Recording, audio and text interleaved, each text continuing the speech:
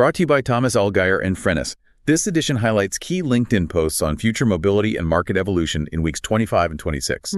Frennis supports Tier 1 automotive suppliers with early-stage market validation for their R&D efforts by combining secondary research, direct OEM expert interviews, and facilitated customer meetings. You can find more info in the description. Right, so let's get into it. Yeah, welcome everyone to this deep dive. We've got a lot of ground to cover today. We are looking at some of the most fascinating future mobility trends that we've curated from across LinkedIn over calendar weeks 25 and 26. And, we're pulling from industry executives, urban planners, mobility analysts. It's a really diverse set of voices. It really is. And the overarching theme we're seeing, which is just wild to me, is that the mobility industry is finally leaving that flashy sci-fi honeymoon phase. Oh, totally. The era of the shiny pilot project is basically over. Right. We're entering this phase of rigorous operational maturity. So I want to start by having you imagine something. You're cruising down the highway, right? You're in the back of a driverless taxi. Okay, picturing it. Suddenly, the car's computer calculates that the absolute safest maneuver, like the mathematically optimal choice, is to just blast through an active freeway construction zone. Yeah, plow right through it. Exactly. Sending orange plastic cones flying in every direction rather than just slowing down. Yeah. And that actually happened. Yeah, it did. And I think that tells us everything we need to know about the current state of mobility, right? Because we are watching robotaxis cross that chasm from experimental tech to everyday utility. But, they're having some serious growing pains. Definitely. I mean, look at what Eli Almo and Dean Orsiero were posting about. They highlighted that Waymo is now completing 500,000 paid weekly rides across 10 U.S. cities. 500,000 rides a week. A week. That is a tenfold jump from just 2 years ago. Yeah. It's, driverless cars went from being this wild futuristic thing you'd take a selfie with to just a mundane line item on an expense report. Right, but the friction of scaling that fast is immense. Like you mentioned, that car blasting through the construction zone, that was actually part of a major incident that Sanjay Kumar and Natalie Lung broke down on LinkedIn. Right, the recall. Exactly. Waymo had to issue a recall for 3,900 vehicles because of how the AI was making decisions. I'm still trying to wrap my head around this. How does a super advanced AI with all the LiDAR and radar just decide to drive through a construction site? Well, it comes down to how the AI is trained to assess threats. So the AI assigns mathematical weights to everything it sees. Moving cars are heavy metal, right? So they get a super high threat weight. Avoid at all costs. Okay, makes sense. You don't want to hit a car. Exactly. But static orange cones, they're light plastic, so they get a very low threat weight. So in a split second on the highway, the AI literally calculated that crashing through the construction zone was a safer, lower penalty escape route than risking a swerve near moving traffic. Okay, let's unpack this because it sounds exactly like a teenager learning to drive. Ooh, that's a good comparison. They know the strict rules of the road, right? Stay away from moving cars. Yeah. But they completely lack the macro level common sense to realize, hey, this is a construction zone. The normal rules have completely changed. Yes, that's exactly it. It's a massive context blind spot. And it really highlights that building trust with passengers is still this huge hurdle, which is why I loved the insights from Julian Rodriguez and Mike Landau about Zoox. Oh, yeah. Zoox, new production intent robotaxi. Right, because Zoox isn't just trying to outscale Waymo right now. They are actively trying to outdesign the feeling of autonomy. They want to engineer away your anxiety. And the way they're doing it is so specific. Using aloe green and stone gray contrast interiors. Yeah, why those colors specifically? So you don't lose your phone.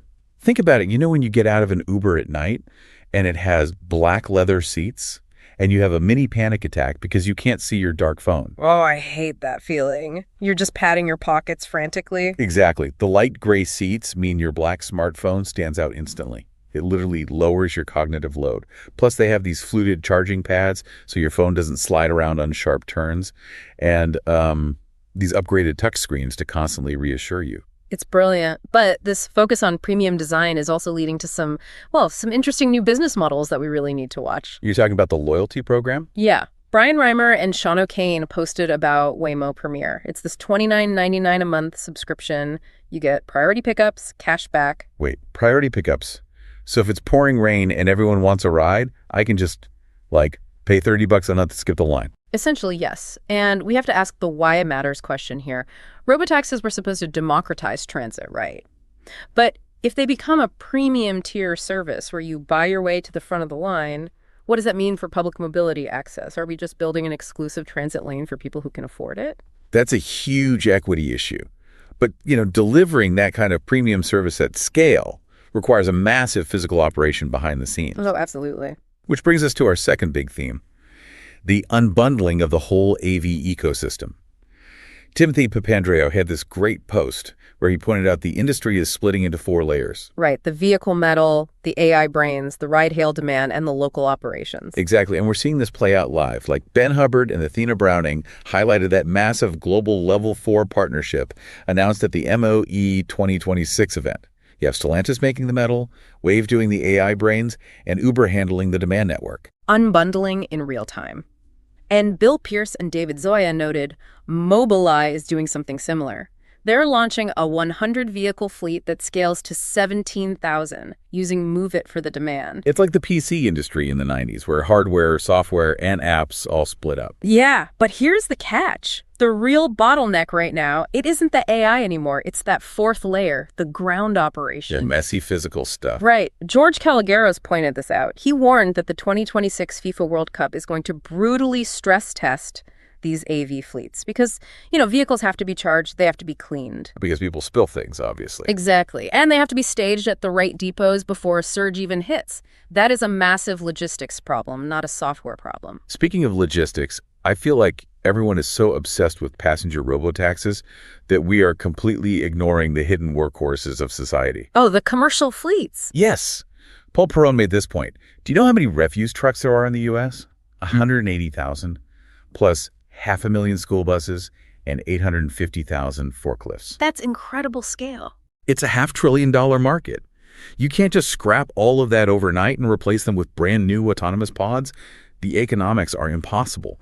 We have to automate the existing fleets. We have to retrofit them. Which totally validates what Daniel Abreu-Marquez was posting about. He shared some hard data out of China. There are already 47,000 commercial robovans on public roads there. Wow, just doing deliveries. Yeah, companies like Zelostech and Neolix. And the beauty is there are no passengers to reassure, no aloe-green interiors needed. It's just packages filling a massive labor gap. But okay, if our streets are about to be filled with 47,000 autonomous delivery vans, smart garbage trucks, and premium robotaxis, how on earth do city planners manage that traffic? It's the ultimate smart city dilemma. And Neha Arora highlighted this incredible study from Google Research that kind of points to a solution. Oh, the rerouting study. Yes. So they found that by dynamically rerouting just 2% of Google Maps trips to underutilized alternative paths, they significantly reduced urban congestion across 10 major U.S. cities. Wait, just 2%. Just 2%. It's wild. It solves this thing called a Nash equilibrium.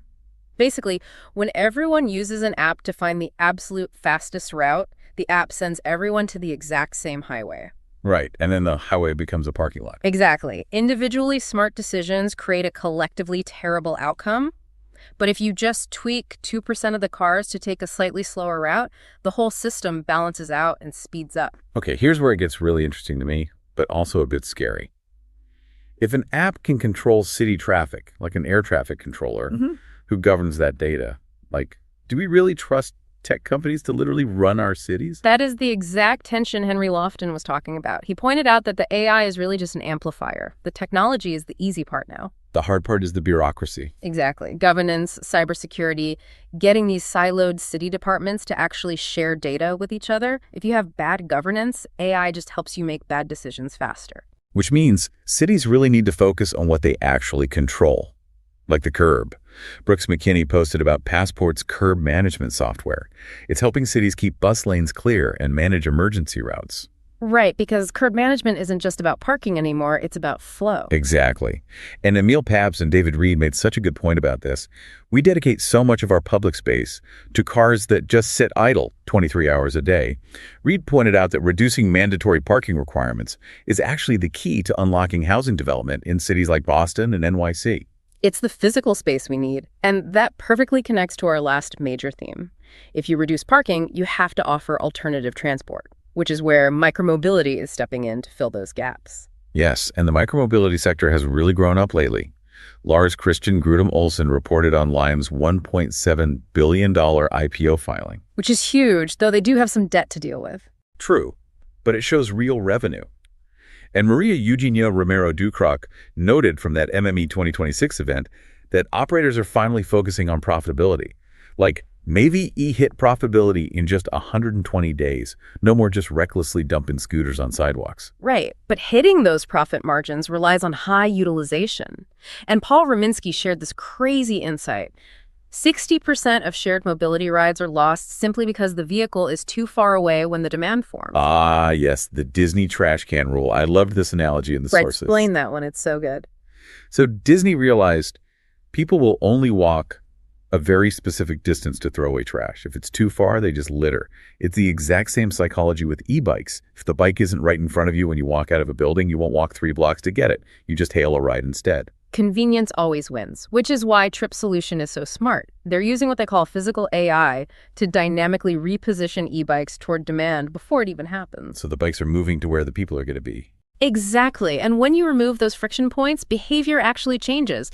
Miko Ampuja posted about a UK study where suburban families were loaned e-cargo bikes. Right, and they ended up replacing 50% of their car trips. 50%. Right. Just by having the bike easily available, it proves that when you remove barriers, human behavior really does shift dramatically. It's amazing. Well, before we wrap up, what's a final provocative thought we can leave everyone with today? Okay, so mull this over. I was reading posts from Chuan Yu and Alex Vassiliou about this company, PIX Moving.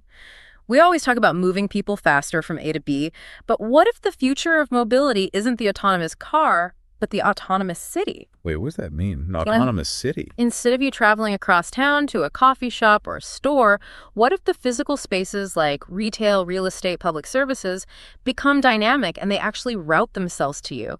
The city just constantly reconfigures around human needs. Oh, wow. So the destination comes to the user. That completely flips urban planning on its head. It really does. Something to think about. Definitely. Well, if you enjoyed this episode, new episodes drop every 2 weeks. Also, check out our other editions on electrification, battery technology, next-gen vehicle intelligence, and commercial fleet insights. Thanks for listening, everyone. Yes, a huge thank you to you for joining us on this deep dive. Don't forget to hit subscribe, and we'll catch you next time.